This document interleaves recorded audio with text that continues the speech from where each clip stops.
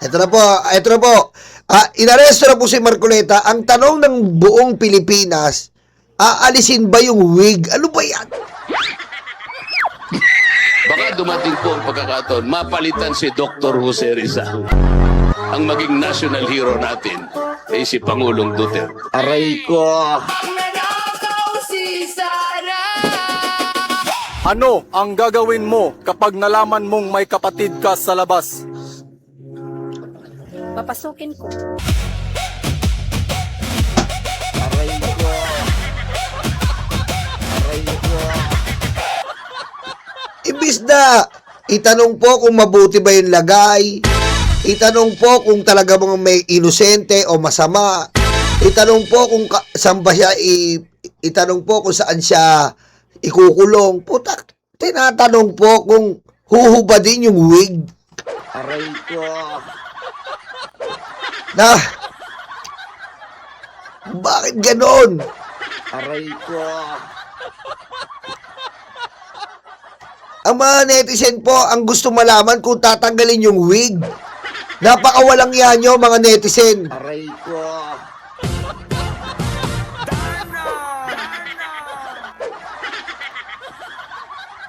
Napakawalang yan nyo, mga netizen. Aray ko. Imbis na itanong nyo kung ano nangyayari, magiging maayos ba siya, saan ikukulong, tinanong nyo kung ubarin yung wig. What the fuck?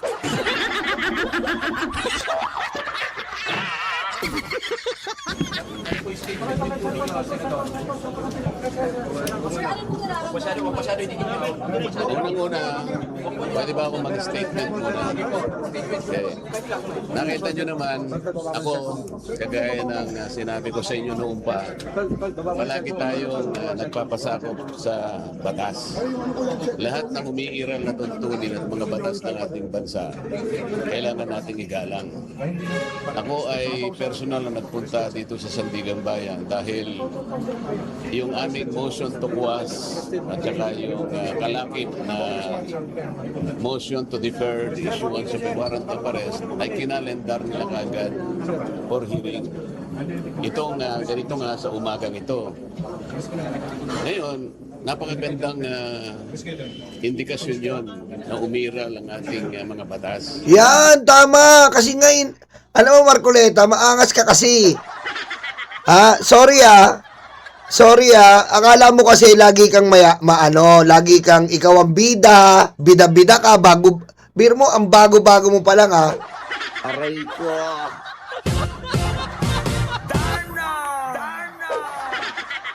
Biro mo, bago-bago mo pa lang, kabago-bago mo pa lang, wala kang ginawa kundi manggulo sa Senado. Wala kang ginawa kundi puro na lang perwisyo, mga kababayan. Hindi po tayo sa sobrang sinasabi na galit tayo kay Marcoleta. Biro mo ba naman yung unang impeachment? Ang gusto mo, motion to dismiss. Wala naman dismiss. Wala naman dismiss. Gusto mo motion to dismiss, wala naman dismiss. Oh. Aray ko. Oh, pangalawa, yung West Philippine Sea, yung Pag-asa Island, gusto mong ibigay. Aray ko. Yung West Philippine Sea, tsaka Pag-asa Island, gusto mong ibigay. Aray ko. Oh. Ayan ang mga history mo eh. Puro perwisyo sa Senado. Aray ko. Oh. Ayan ang problema eh.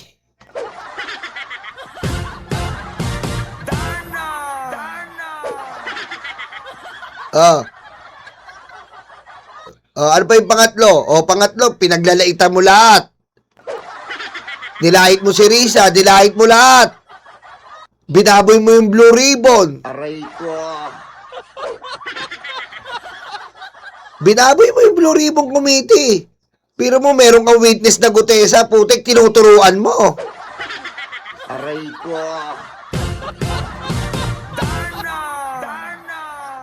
Ayan ang problema sa'yo eh. Aray ko. Panglima, nag-under attack kayo. Nag-under attack kayo. Isa ka sa mga pasimuno. Oh, tapos, ininjan nyo yung Senado. Aray ko. Binidyo conference nyo si Bato, si Jinggoy. Aray ko. Oh, ayan ang mga greatest hits mo eh. Wala makita sa'yo na tumulong ka sa taong bayan, yung 2K, nahanap. Aray ko.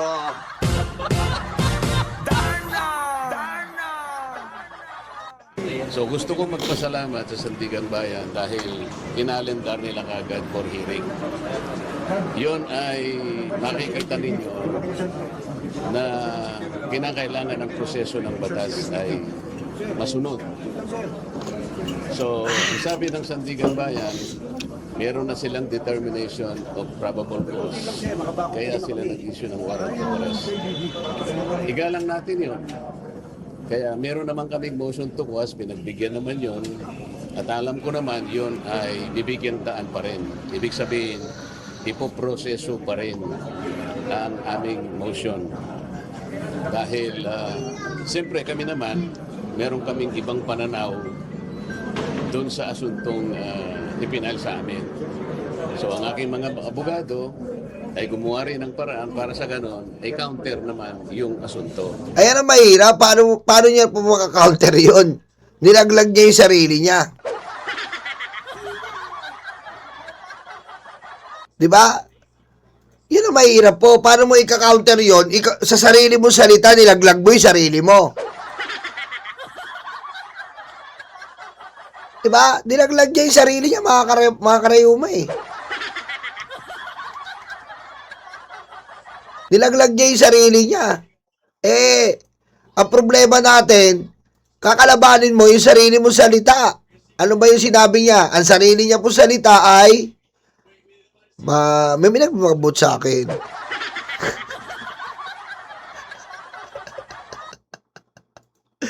May nagabot sa akin. Hindi ko diniteclare sa sose. Sabi nila, wag ko ilagay. Hindi ko diniteclare yan. O ilagay. Aray ko. Oh. Congressman pa ako noon. Ano gagawin ko? Sabi nila wag ko ilagay. E di binlang ko yung sose. Aray ko.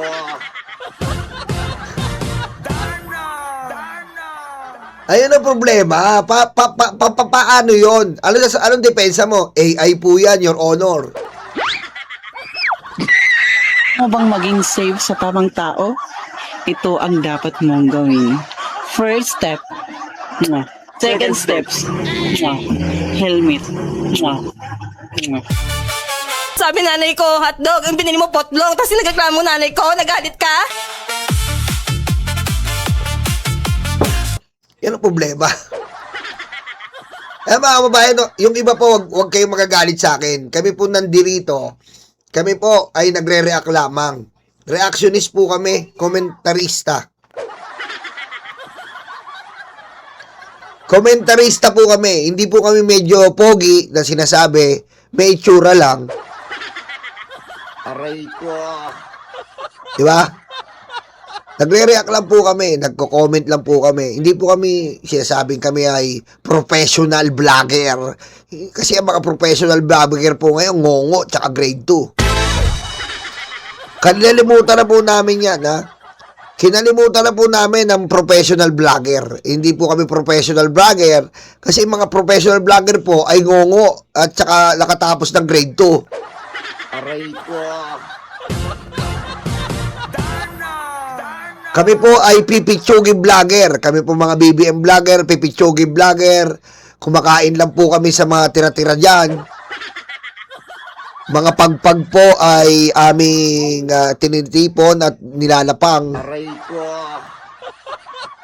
Sila po, doon po kayo makinig kung gusto nyo sa mga professional vlogger. May ngongo, may grade 2, may kokey. Doon po kayo. Kami po, ito lang po ang opinion mula sa pipitsugin vlogger na katulad namin. Sa lahat po ng nangyari, si Marcoleta po mismo ang sinisisi ng buong Pilipinas. Dahil tandaan po natin mga kababayan, mga karayuma, hindi po tayo ang naglaglag dito. Siya ang naglaglag sa sarili niya. Siya po ang naglag sa sarili niya. Ha? Inilaglag siya ng sarili niyang bunganga. Aray ko. Diretso. Yun ang ibig sabihin ng motion to pass. Yan ay pagbibigyan tayo ng sandigang bayan. Kaya lang kailangan dumaan sa proseso. At nauna na nag-determine na nga yung probable cause, kaya nag-issue na po sila ng warrant of arrest. Senator, to clarify, you surrendered po, hindi po arrested.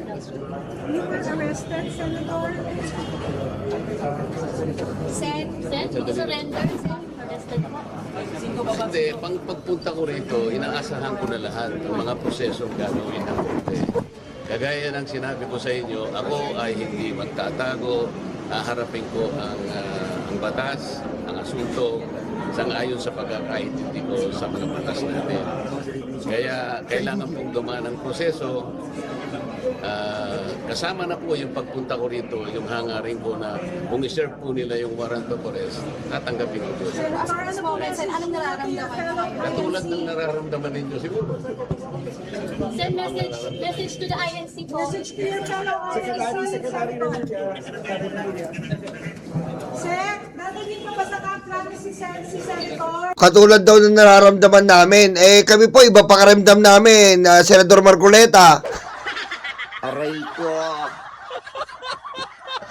Sorry po iba po pakiramdam namin, Senador Marcoleta. Iba po pakiramdam namin. Kasi ang pakiramdam po namin ngayon ay nagbigyan po tayo ng ustisya. Aray ko. Ang pakiramdam po namin ngayon, mga karayuma, nabigyan tayo ng ustisya. Ayan po, si Commander Churba, sobrang saya. Kami po umaapaw, nagsusumiksik ang kasiyahan. Aray ko. Aray ko. Yan po kasi, yan po kasi, si Marcoleta po kasi, akala niya, makapangyarihan siya. Ginagamit niya ang religion, para magmando at maging siga. Hindi po ganon, mga kababayan.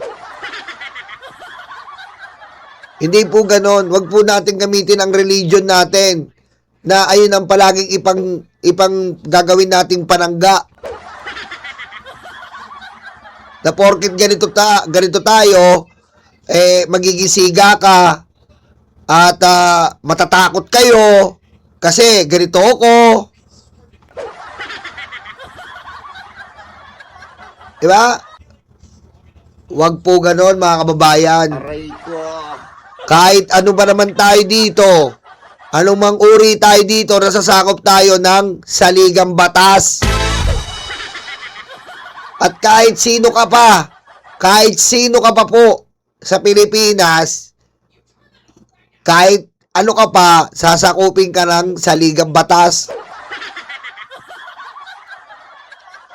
Aba, tandaan mo yun, Marcoleta.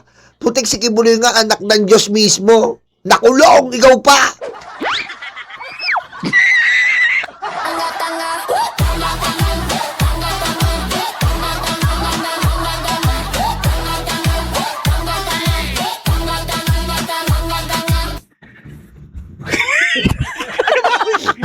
Oh.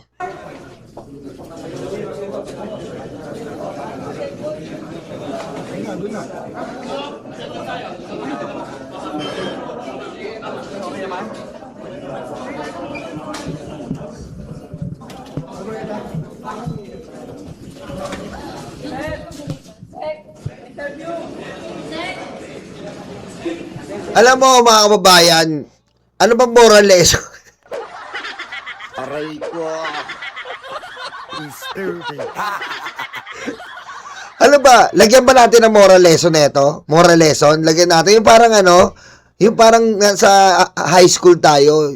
habang nagkukwento tayo sa dulo may moral lesson. Gusto niyo ba? Aray ko.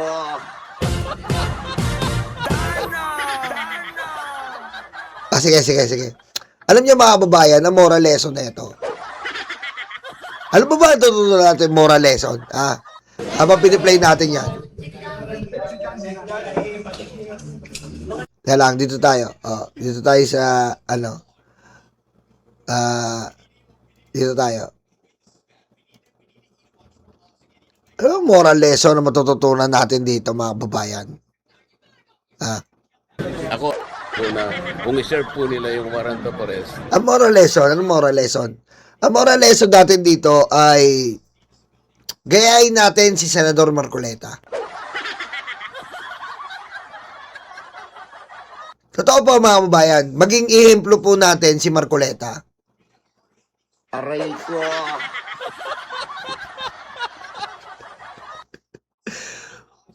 Bakit Yolo? Ba't ganun na moral lesson? Kasi po, si Marcoleta po gayahin natin. Sobrang tapat niya po.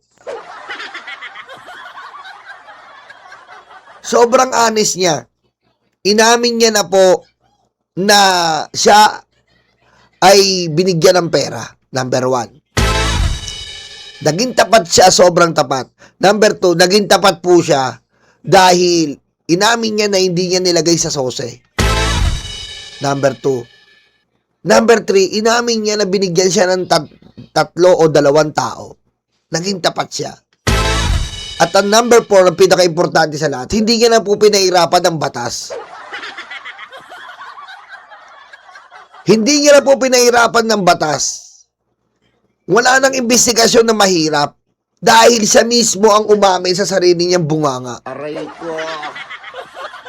Yun po ang moral lesson natin dito, mga kababayan. Si Marcoleta ay isang halimbawa po na isang senador na umamin na po sa kanyang ginawang plunder. Napakahirap po nun. Aray ko. Napakahirap po nun na aminin mo po ang sarili mong pagkakasala. Inamin niya po. Kaso ang problema kay Marcoleta, bandang huli po, medyo binabawi niya na ang pagiging honest. Pag sinabi na natin, ayos na po yun, honest na tayo eh. Pero bandang huli, wag na natin babuiin, binabawi pa natin eh. Okay? Ayan po ha, inaresto na ha, kusa po siyang sumuko. Baka naman po sumuko siya, magpaawa na naman, wala naman po naaawa, lalo pong natutuwa yung mga kababayan natin dahil tinatanong pa po yung piluka niya kung huhubarin po ba. Yung po ang inaabangan eh. Aray ko. Aray ko.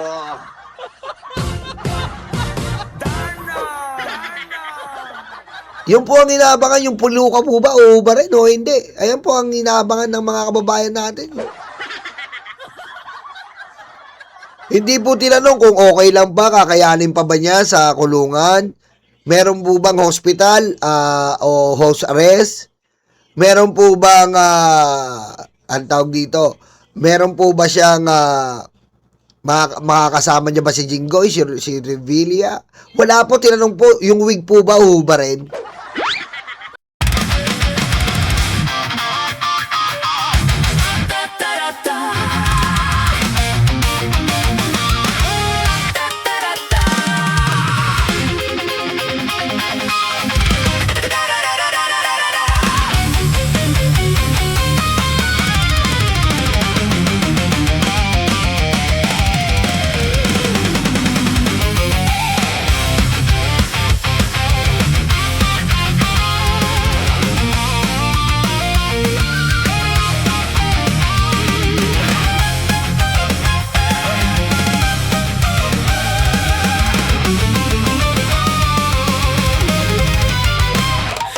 Madilim daw ang paligid, putukan daw ay maririnig.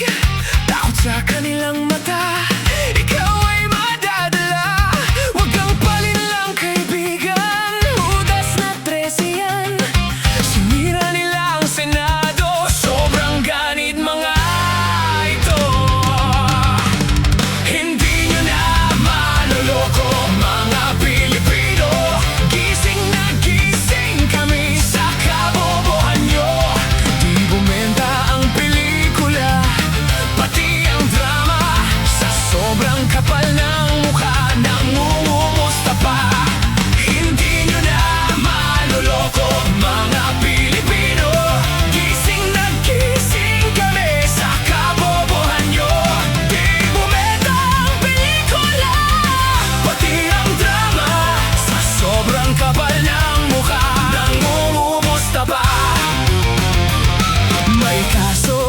may sabit sila sama-sama. Sigaw ng puso'y Duterte, abay nakakaputang ina. 10 utos kaibigan, huwag patayin ang kapwa mo. Tinago nila si Bato, pinatakas din ito. Hindi nyo na maloloko, mga Pilipino. Gising na gising kami sa kabobohan nyo. Di bumenta ang pelikula, pati ang drama. Sa sobrang kapal ng mukha ng gumumusta pa. Hindi nyo na maloloko, mga Pilipino. Gising na gising kami sa kabobohan nyo. Di bumenta ang pelikula, pati ang drama. Sa sobrang kapal ng mukha ng gumumusta pa.